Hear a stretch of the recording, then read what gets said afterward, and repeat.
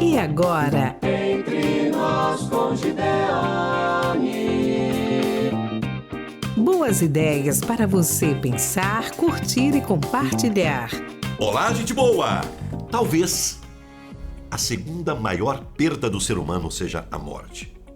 Digo segunda perda porque, inevitavelmente, a primeira grande perda é a salvação da própria alma, que é a segunda morte. Olha que maluco! Como diria Jesus, de que adianta ao homem ganhar o mundo todo, mas perder a sua alma? Alguém dirá a si mesmo até: alma, tens em depósito muitos bens para muitos anos, descansa, come, bebe, folga. Mas Deus lhe disse: louco, esta noite te pedirão a tua alma. E o que tens preparado? Para quem será? Bem, está na Bíblia. No entanto, esta terminologia segunda morte, no Apocalipse, o livro das Revelações, faz referência a uma outra morte. Qual morte?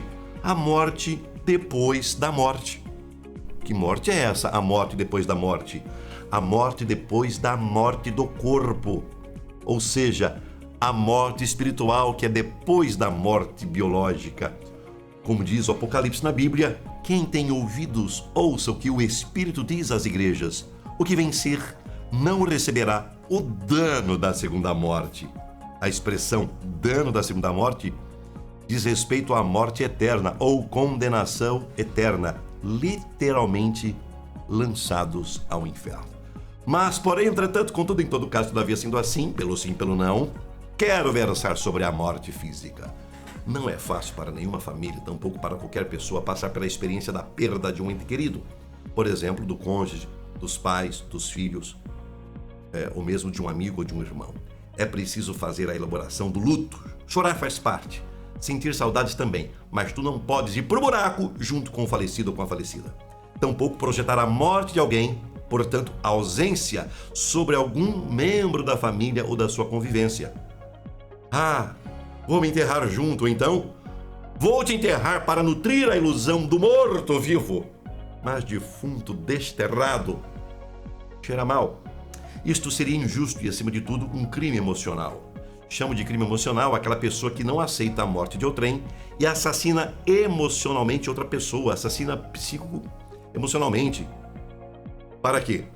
Consciente ou inconscientemente, voluntário ou involuntariamente, mantenha vivo aquele ou aquela que morreu. Meu irmão, meu caro, isto é sinistro. Aliás, cá entre nós, é uma baita tortura psicológica. Alguém que não soube lidar ou não sabe lidar com a morte de outrem e projeta sobre outra pessoa, tendo que assassiná-la psíquico e emocionalmente para manter viva a memória daquele que já se foi. Precisa de ajuda essa pessoa. Faça a elaboração do luto. Saber elaborar o luto não requer somente esforço, demanda vontade, ou seja, quero resolver ou continuar com o sofrimento. Tem gente que gosta de sofrimento de estimação. Acima de tudo, resolver a bronca requer inteligência emocional, trocando em miúdos. É uma questão de decisão e bom senso. Rompimento com a morte. Decida romper com a morte. A própria morte já é um rompimento. E tu está cheio de dó de si mesmo, mas a dona morte não tem dó de ninguém. Quem não decide romper com a morte, mesmo de um membro amado e querido da família, vai colecionar amargura ou está se enterrando junto. E cá entre nós, hein? Faz amargurar a vida dos que estão à sua volta. Tem gente que ainda não apagou a vela, não tirou o chapéu, não despiu-se do vestido preto, não entregou a coroa, não jogou flor no túmulo e pior, nem soltou a alça do caixão. Gideone, o que você tem a ver com isso? Eu sei. Não é da minha conta, mas você pode estar cometendo assassinato emocional, um crime psicológico.